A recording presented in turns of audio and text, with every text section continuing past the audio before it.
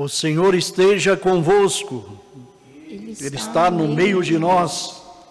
Proclamação do Evangelho de Jesus Cristo, segundo João. Glória a vós, Senhor. Naquele tempo, disse Jesus: em verdade vos digo, quem não entra no redil das ovelhas pela porta, mas sobe por outro lugar, é ladrão e assaltante. Quem entra pela porta é o pastor das ovelhas. A esse, o porteiro abre e as ovelhas escutam a sua voz. Ele chama as ovelhas pelo nome e as conduz para fora. E depois de fazer sair todas as que são suas, caminha à sua frente, e as ovelhas o seguem, porque conhecem a sua voz. Mas não seguem um estranho, antes fogem dele, porque não conhecem a voz dos estranhos. Jesus contou-lhes esta parábola, mas eles não entenderam o que ele queria dizer. Então, Jesus continuou: em verdade eu vos digo, eu sou a porta das ovelhas. Todos aqueles que vieram antes de mim são ladrões e assaltantes, mas as ovelhas não os escutaram. Eu sou a porta. Quem entrar por mim será salvo. Entrará e sairá e encontrará pastagem. O ladrão só vem para roubar, matar e destruir. Eu vim para que tenham vida e a tenham em abundância. Palavra da salvação. Glória a vós, Senhor.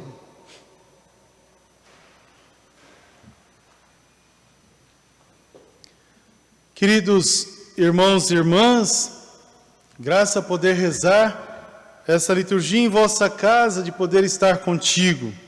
Que bom hoje poder rezar o Domingo do Bom Pastor, não dizendo assim, vivemos o Domingo do Bom Pastor dentro de um aprisco, mas podemos entrar num campo grande, viver o Domingo do Bom Pastor aí, neste grande campo que é a sua casa. Interessante, as leituras, elas vêm nos chamar bastante a atenção sobre essa dinâmica desse pastoreio. Nós temos que saber ouvir a voz do pastor. Veja que interessante, se pegarmos a leitura do Evangelho para viver esse tempo. Nós sabemos que o próprio Papa, ele nos ensina a viver essa realidade quando ele fala que o pastor tem que ter o cheiro das ovelhas. Então, para ter o cheiro das ovelhas, tem que estar com elas. E se pegarmos essa dimensão do pastor, tem uma conotação positiva e uma conotação negativa. A conotação negativa é que o pastor, naquela época, não eram tão bem vistos como a gente conhece a figura do bom pastor. Porque o pastor, ele faria de tudo para salvar as suas ovelhas, no sentido de alimento, de local de comida. Então ele invadia os campos que não eram deles para alimentar as suas ovelhas. Matavam os chacais, criavam confusões. Então tem toda uma realidade. Mas se pegarmos dentro da história do povo do antigo Israel, a figura de pastor, ela chama bastante atenção nesta ação. Porque se pegar lá desde a origem, no livro do Gênesis, se a gente for olhar Caim e Abel, né? Caim, latifundiário, Abel, pastor. Então, um trabalhava com latifúndio, o outro pastor. Se for olhar também a dimensão própria de Moisés, Moisés, a gente sabe que ele apacentou o rebanho de Jetro, o seu sogro, né? E ali Deus fala com ele, porque Deus queria que ele apacentasse um outro rebanho bem maior que o rebanho de Jetro. o povo de Israel, o povo da herança, e conduziu como um verdadeiro pastor esse povo durante 40 anos. Caminhou com esse povo, dando ao povo, se estando à frente ao povo, a sua própria existência, se colocando à frente da comunidade. Moisés sempre ia, depois deu a sua promessa, passou o seu legado aos seus, para que a vontade de Deus fosse cumprida ao seu Israel. Se olharmos mais lá na frente, vamos enxergar Davi. Davi é um rei pastor, que apacentava o rebanho em Belém. Então a gente começa a observar Davi de uma maneira muito forte também, aquele que vai dar de uma maneira forte a herança do povo de Israel ao Filho de Deus que vem a nós. E Cristo assume passo a passo essa experiência do ser pastor. O pastor é aquele que dá a vida pelas suas ovelhas. É aquele que é a porta, a cancela, a porta do aprisco, aonde as ovelhas estão. É aquele que vai defendê-las contra os chacais. Essa é a figura do pastor, mas sempre à frente. E aqui interessante, o texto fala da porta. O que é a porta para o contexto do antigo Israel? A porta dá um sinal de segurança. Se a gente olhar a história do mundo, a gente vai observar que as grandes cidades, as grandes fortalezas, eram cheias de muralhas. E o que era à frente? O portal, a porta. Se você chega numa cidade hoje, no tempo moderno, qual que é a preocupação que a gente faz carinhosamente quando chega numa cidade? Cadê o portal? Cadê a porta da cidade? Quer dizer, a porta é aquele vínculo de amizade, mas acima de tudo, vínculo de segurança. Passar pela porta é entrar com segurança. E a porta também fechada nos mostra fortaleza. O Senhor nos convida a entrar pela porta estreita. Então nós temos que olhar, a primeira ação para encontrar o pastor é observar a ovelha, a oferta, o cordeiro que agora é imolado, o cordeiro que entra na cruz. E dessa cruz não deixa de ser cordeiro, mas assume todo o sentido de pastor, aquele que está à frente, de braços abertos. Nós estamos atrás desse pastor, porém temos que seguir seu passo, seguir a sua voz, ouvir e seguir. 2 verbos importantes que vão nos ajudar a viver a vocação desse tempo. O Senhor nos convida a ouvi-lo e a segui-lo, como a ovelha que, escutando a voz do pastor, o segue em segurança, em confiança. Então logo, nós também devemos de ter essa confiança no Senhor, fazer essa experiência mística desse Deus que nos dá fortaleza para caminhar, mesmo se a nossa caminhada, o nosso proceder passa por vales tenebrosos, como a gente observou através do Salmo, do Cântico. Às vezes o Salmo 22 fala bastante isso. O Senhor é meu pastor, nada me faltará, nada me faltará. Aquele que não tem a Deus como pastor, já recebeu a sua recompensa. Se lhe falta alguma coisa, é consequência da sua existência. Agora, nós colocamos toda a nossa existência em Deus, nada nos faltará. Se deixe guiar por Deus, se deixe entrar pela porta estreita, como fez São Tomé. O Senhor carinhosamente falou: Tomé, toca minhas mãos, coloca a tua mão no meu lado, não seja incrédulo, mas tenha fé. E Tomé coloca a mão, quase que para dizer assim, Jesus fala para Tomé: entra no aprisco, ovelha, entra na sua segurança, vem ao meu encontro.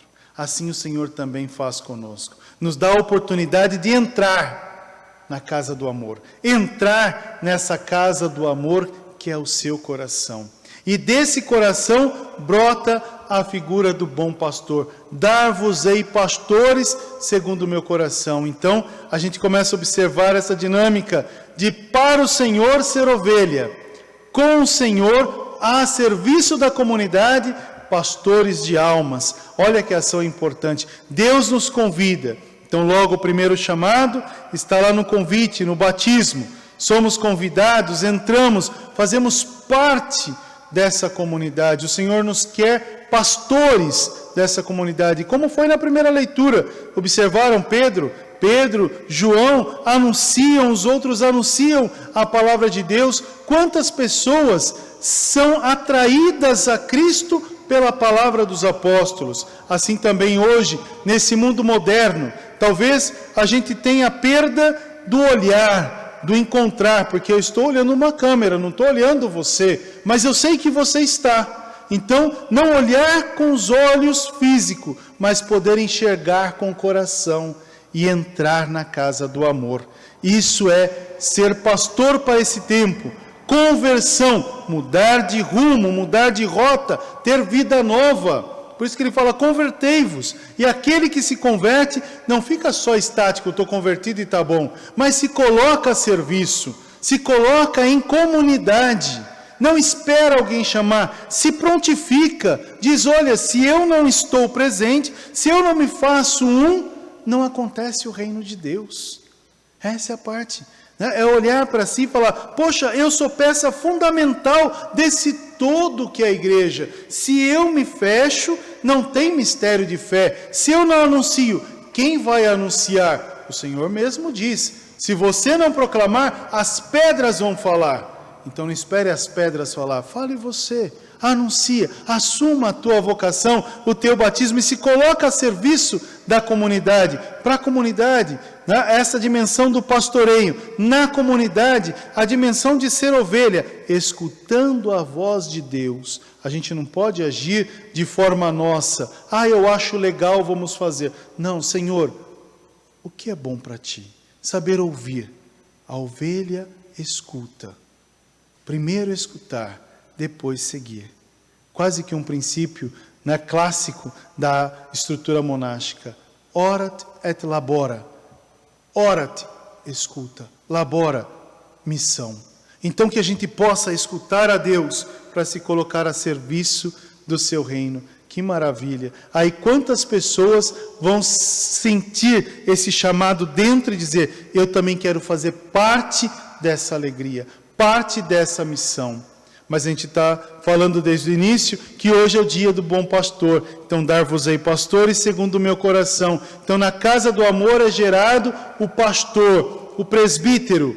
Então, hoje é dia de rezar pelo nosso clero, rezar pelo nosso bispo. Você já rezou pelo bispo hoje? Você já rezou pelo bispo emérito?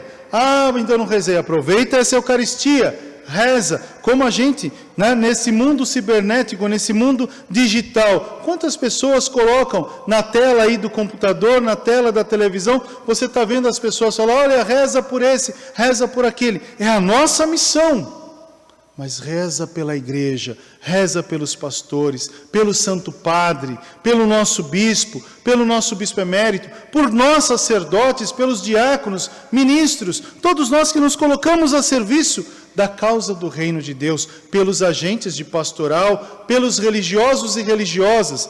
Na nossa paróquia nós temos as congregações, as servas do amor misericordioso, as pobres de Jesus Cristo, nós temos o monge premonstratense, monge beneditino, tantas ordens para rezar, tantas ações para se consagrar. Você rezou, né? Então reza, se coloca a serviço do reino de Deus. Quem sabe, né, a gente, quando voltar à missa, o povo voltar para a igreja, a gente possa não só olhar nos olhos, mas olhar no joelho, para ver se tem calo. Se rezou, aproveitou esse tempo para rezar, aproveitou esse tempo para se ajoelhar, né, se colocar nessa graça de Deus, de rezar e buscar a santificação da igreja. Então hoje é o momento da oração, momento de rezar pelos padres de modo particular, né, rezar por esses, né, e pedir a Deus que fortaleça os seus pastores e que a gente possa assumir as mesmas palavras de Santo Agostinho. Quando foi eleito bispo, o povo aclamou, naquele tempo não tinha o que hoje, a estrutura que temos hoje, de seminário, enfim, tudo, até chegar nessa dimensão da eleição. O que acontece? O povo elegeu Agostinho como bispo, e o que ele fala? Para vocês eu sou bispo, com vocês sou cristão, se eu não escutar a voz de Deus, não consegue fazer missão. E que a gente possa hoje poder dizer: Senhor, nos conceda a graça de sempre ouvir-te e não se deixar inclinar o ouvido para as ações do mundo, mas saber ouvir-te e se colocar a serviço do teu reino. Quantas coisas boas o Senhor nos ensina hoje. A rezar, reza, confia. O Senhor não nos abandona. Mesmo se a nossa noite é escura, mesmo se a gente tem medo do escuro, ou se o vale é tenebroso, mesmo se tem chacais, o Senhor é meu pastor, não me falta coisa alguma. Se a gente se deixa guiar pelo Cristo, não nos perdemos.